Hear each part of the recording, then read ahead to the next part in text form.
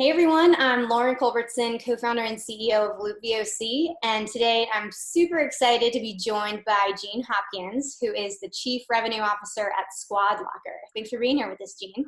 I'm glad to be here, Lauren. Thanks a lot for inviting me. Yeah, absolutely. So before SquadLocker, Jeanne ran marketing at companies like Lola and HubSpot, and I've loved all of my conversations with her just about how to think about modern marketing and really I love how you bring kind of the worlds of customer experience and customer success and merge that into the marketing mindset. So I'm Right. thrilled to have a few minutes of your time today. So I'll start out with just kind of a general question. You just started at SquadLocker Yep. a month ago, maybe 2 months? Yeah, it's just like I think I'm in week 6 now. It's been a very, very steep learning curve. It's fun. It's a nice mix of manufacturing and software. The software allows us to be able to manufacture in a way that helps our customers achieve their objectives. So whether you're a youth sports organization or an athletic team for a school, we're able to do a lot of very, very cool things, plus ship directly to the player, which in this era of COVID becomes of particular importance as, people are trying to return to play. Yeah, absolutely. I'm sure that was a big challenge / exciting opportunity as you came on board in the midst of all of that. Yeah, it actually has been pretty unique. I was hired without actually ever going to the SquadLocker offices, without actually physically meeting anyone. It was it remains an unusual. I still haven't been to the office. I still haven't physically met anyone, although I spend, it seems like, 8 hours a day on Zoom calls, meeting with the team. But it's a whole different thing when all you're seeing is this much of someone, right? So I'm looking forward to actually bumping elbows with my peers and the team members.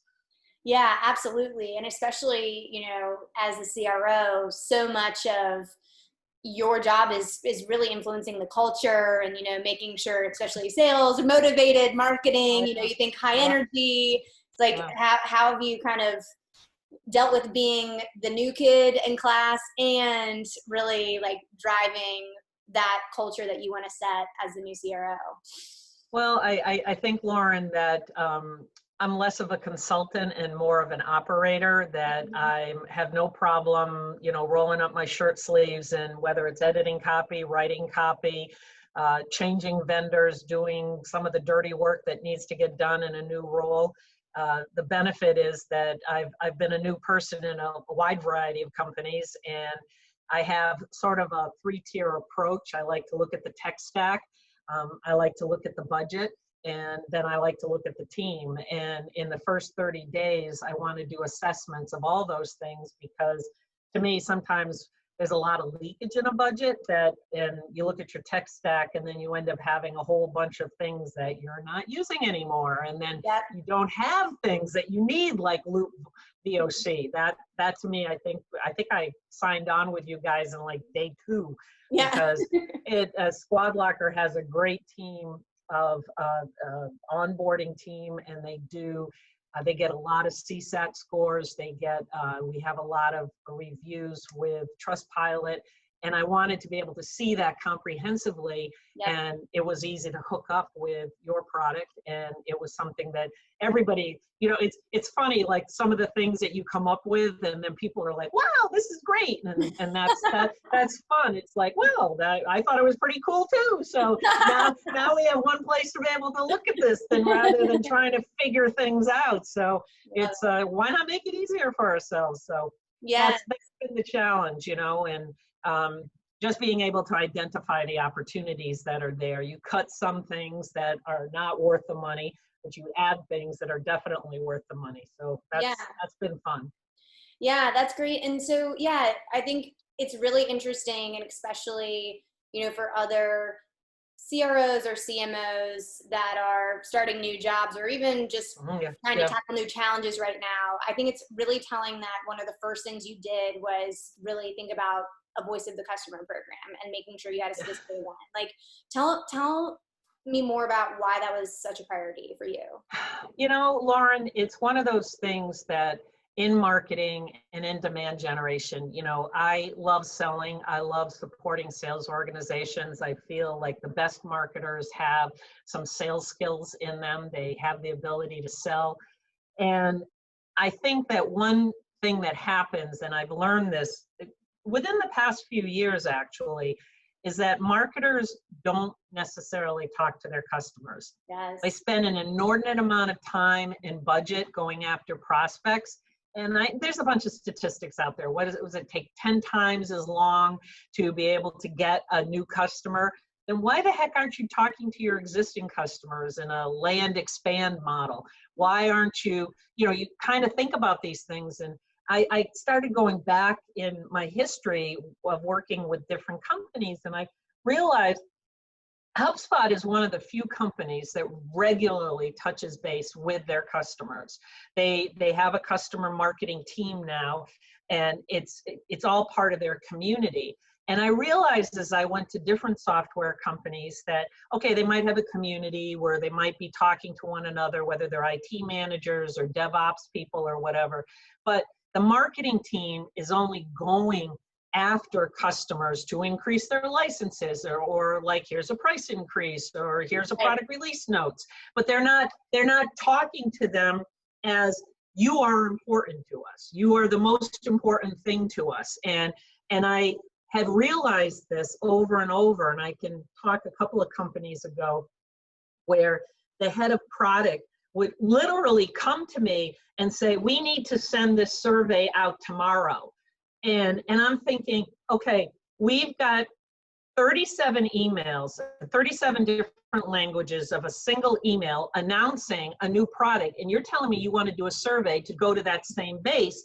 Okay, listen, we have a calendar, and where do you fit in that calendar? How urgent and important is this? Are we talking about a beta? What are we talking about?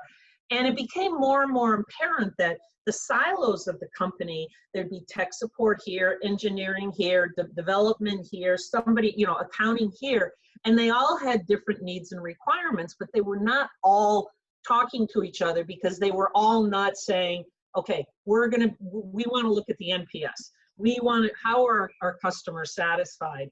And when I started putting my foot down, my lovely size 11 women's foot down, a rather big footprint. And when I started saying no, and boy, did I get a lot of blowback for that. But I was able to take that into Lola and working for Mike Wolpe and being able to say, okay, we need to build a marketing team. So we need a demand generation team. We need a content team. We need a product marketing. But all these people have to work together because the customer is so important. And for Lola.com, the customer is, let's face it, Lauren, every customer is important, right? Mm-hmm. So I suggested to Mike that when we had a couple of hundred customers and we needed to be able to onboard them and build a system to be able to onboard them and help them be successful, that I wanted it to live in marketing because we own what? The website, mm-hmm. We own the CRM, we own email, we own webinars, we own, and these are all tools that help whom? The customer success team. And if customer success is part of marketing, they have the same goals and objectives, and working with sales, you get sales, they're onboarded, then it comes up for renewals. It's all part of attaching yourself to revenue, and it becomes part of a big sales cycle. So that's the logic behind it, because every time I bring up customer success should belong in marketing, people are like, whoa, that's weird. And I think about it and I go, well, what about this? What about that? What about this? And if you had to cut your budget as a marketing professional, which I don't know anybody in this current environment that somebody is saying, hey, here's an extra 10 million, right? You're trying to figure out where do you place your bets? I would place my bets on the existing customers. I'd place my bets on trying to grow your existing business with your existing customers. I wouldn't be spending it, I wouldn't be spending heavy or 95% of my budget on AdWords trying to bring in prospects. I'd deploy the sales organization to say, how can we help our customers use our product better? Yes. That's my thought. Yeah, that's plural. I mean, I love it. I think it's interesting too, because, you know, another company that I know thinks about it this way is Drift, which it's all Yeah, you yeah, HubSpot people. yeah. Yeah. Ex HubSpot. Yeah, Yes, exactly. HubSpot people.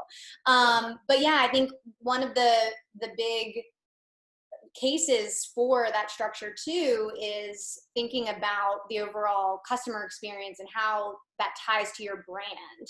And I think a Yes, lot of times we start post sale and we think, okay, well, how was the value that we promised actually delivered on? But yes, you know, marketing is defining what that value is throughout the very first touch point and beyond. right, So it, you know, right. there's that increased accountability for making sure that what you say is what you do. So Yes. how would you challenge marketing leadership to really change the way that they're thinking about the customer experience? Well, that's a great question, Lauren. I think it doesn't necessarily start with the head of marketing. I really think, quite frankly, it starts with maybe the board, the executive team. Are we all in alignment on this? Mhm. Because I mean, basically, you talk about revenue, and you know that revenue is important. Yet you want revenue that sticks. You want revenue that's going to be there. I mean, Julie Hogan was at HubSpot and she moved to Drift, and now she is their VP of customer marketing. And she's amazing. She's just so good at everything that she does because she always thinks about the customer first.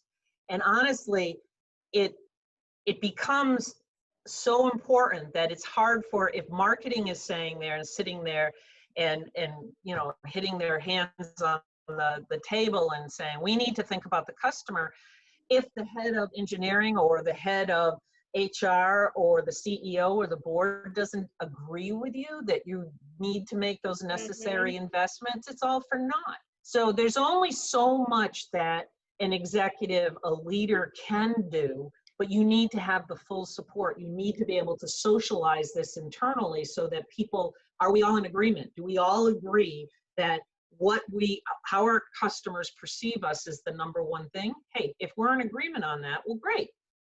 But if we're not in agreement, you could be the best gosh darn marketer on the planet and you're not going to move from A to B. Yeah. Therein lies the challenge. Yes, that really resonates with me because, you know, a lot of companies I'm talking with, one of the biggest challenges is just the inherent friction that comes when you have to work across functions, right? Mm-hmm, And, mm-hmm, you know, because everyone plays a role in the customer mm-hmm. experience. Like, even if you have someone overseeing making sure all the Yeah. batons are passed, like, you still have to Yes. pass the baton. And Yes, so exactly. I think what makes it impossible is when you don't have leadership bought in, because then it's really easy for, you know, someone to be really busy and not stop doing their specific job and pass the baton to like the next person to do the rest of the job for the customer. Well, Yeah. think about Yeah. accounting.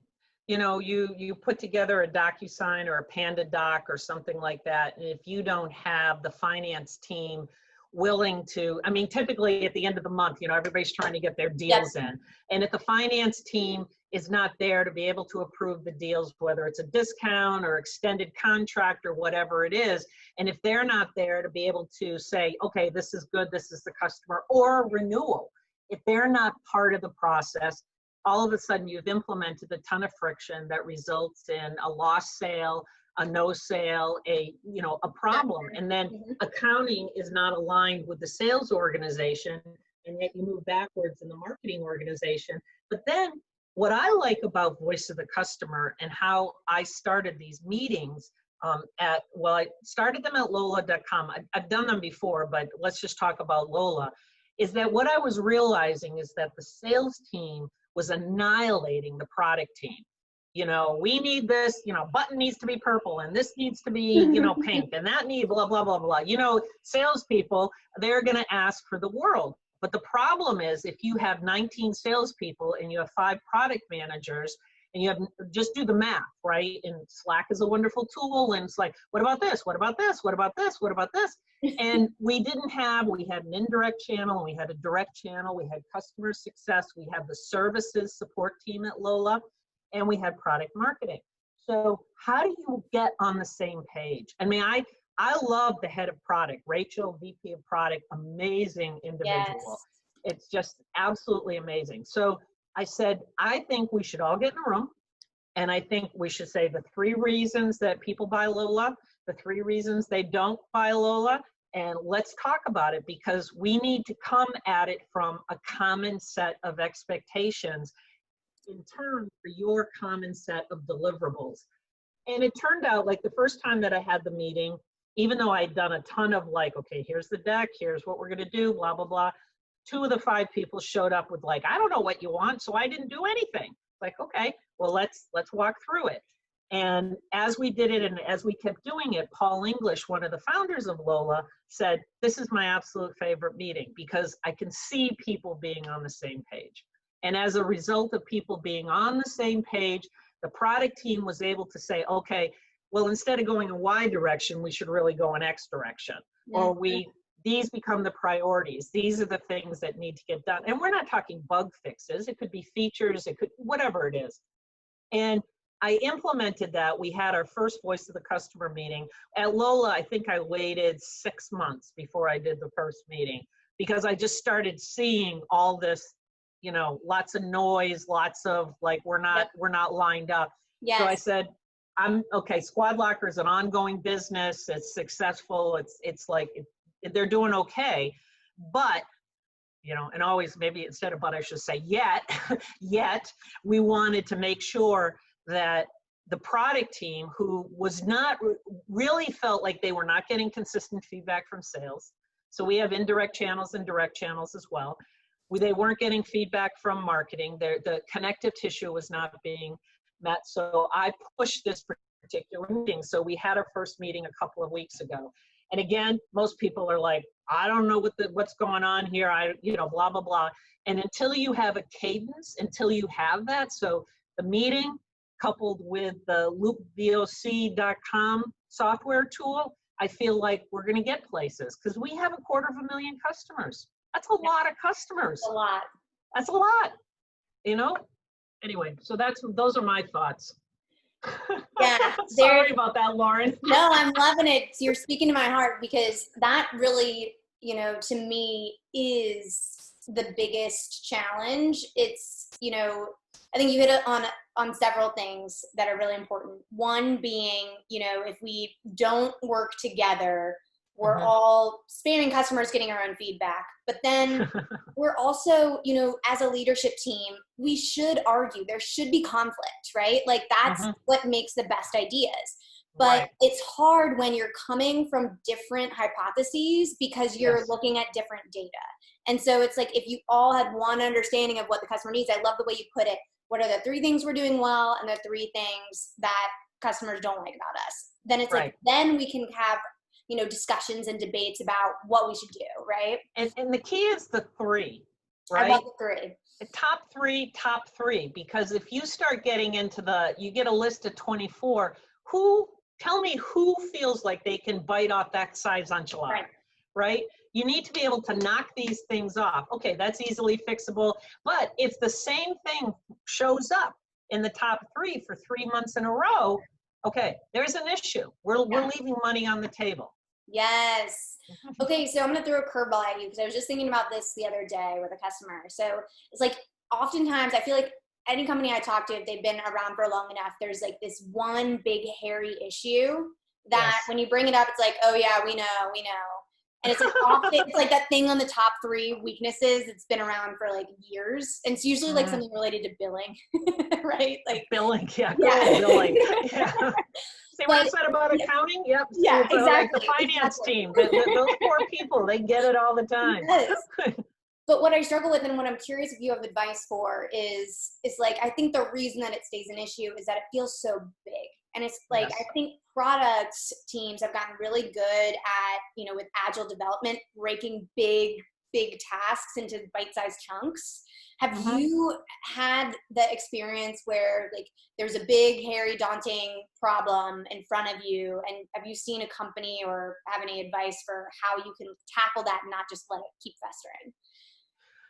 Well, as you pointed out, it's usually a department or a division or something that has the same pain point, and very often there's not a lot of movement because it's cross-functional. So if you think about, let's call it finance, okay? You could have a finance issue. If you have legal, this is all your corporate admin, this is all your overhead. And a lot of times these teams are not necessarily aligned with revenue generation. They're not necessarily, it's good enough, right? You know, you have accounts payable. Yeah, and you know, if you've ever, I always feel, I have an undergraduate degree in accounting, right? And I started working in the billing department for a hospital in Western Massachusetts. And I work in different companies, and I see the sheer amount of paper, just all the paper, and all the invoicing, all the chart of accounts where like, I need to do this, and you need to accrue this, and you need to do that. I don't know a finance person. They're very like black and white. You know, this is how it works. Finance people typically are not like, hey, I feel like doing something creative. They're just, you know, do you know of a single person that says to you, you know what, Lauren, I feel like closing the books this month, right? You know, I'm in marketing. I'm going to close the books this month, you know, and I'm going to do the full audit for last year. Nobody ever says that, ever, right? But yet so many people say that to marketing people. You know, your ads stink, you know, or the website really is crappy, or this copy doesn't make any sense, you know, and you're like, really? Or from a sales standpoint, you know, I could do your job. It's not hard to sell. Seriously? Do you really think? Go ahead, you get out there and you sell. I know at HubSpot, one of the things we would do in blitzes is that we would, as team members on marketing, is we spend a couple of hours once a month calling these leads, right? Calling some of these leads. Yeah, we did that too. That's great. Yeah. It is a good exercise. Yet, what my point was, when you've got these big, hairy things, is nobody in any organization wants to step into the morass that is the finance team. Right? Nobody wants to say, hey, I feel like working on accounts payable, or hey, why don't I take the accounts receivable for the day? Nobody says that. So they're always kind of like stuck off to the side, and they're trying to use tools, you know, and typically they don't have a lot of freed up budget either. You know, they're everything that they have is people. So how can you help them in an organizational way? So sometimes people try to implement like a Zora or Stripe or some sort of a new financial pay system, but that's not helping them in the overall scope of their particular business. And I think it's like one of those areas of a company that just doesn't get enough attention because nobody knows how to deal with it. So you brought up the finance area, you brought it up. Yeah. And I just think that it's a very, very difficult thing to kind of get your head around. Yeah. And sometimes finance people are responsible for facilities. So they're responsible for negotiating leases, keeping the lights on, making sure the bathrooms work. Oh, there's a fun job, right? So there's just areas of a business that don't necessarily impact the customer directly, but there's an inference. There's a part of it, as you pointed out, that somebody gets billed. We're dealing right now with a couple of bad debt things that have been hanging on. And they, you know, my feeling was this was the salesperson's fault and they should have a clawback. They shouldn't have been commissioned on this because they put the wrong price on something. The customer's like, this is the wrong price. And the fact is, it's been hanging on forever. The salesperson really should get dinged for this because they got comped on something higher because they put the wrong price in. The customer, why is the customer solving this? So the accounting department's trying to figure out, came to me and said, well, I think that we should ding the sales team and do a clawback. I'm like, heck yeah. You know, but what's it going to be? How much of a dinger? I mean, are they going to end up writing us a check as a result because of the sales? Right, exactly. And it's, if you don't set those expectations with the organization to be able to say, okay, if this deal is not paid within 120 days, if there's something, there is going to be a clawback. Right.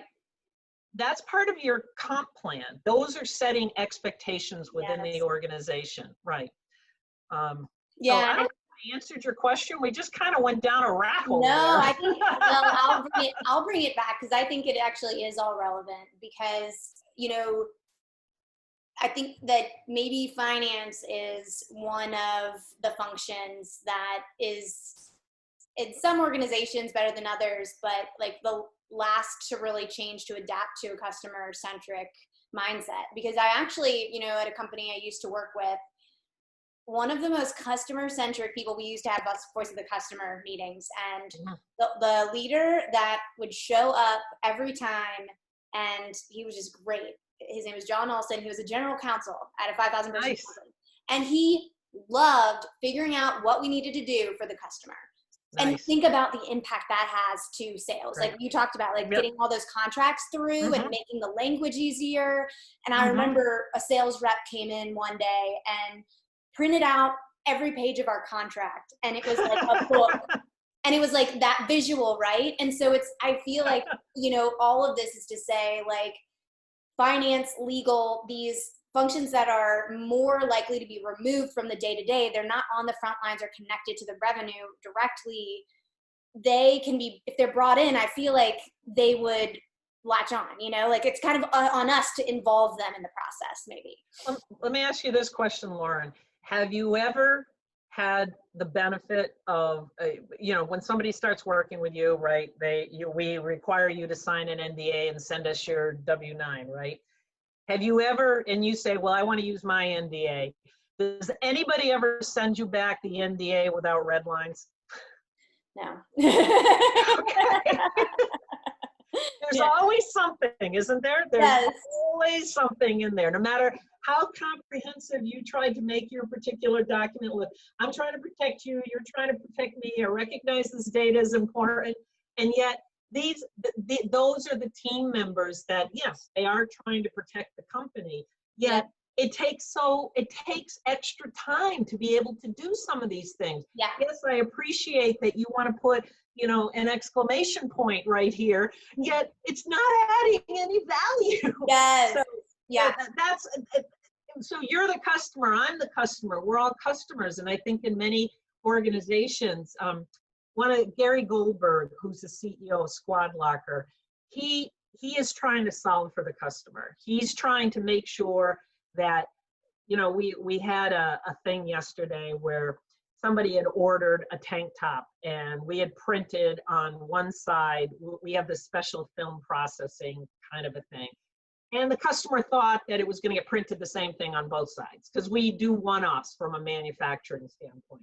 So they got it, and the onboarding or customer team, whatever, said, oh no, it was just a one-sided print.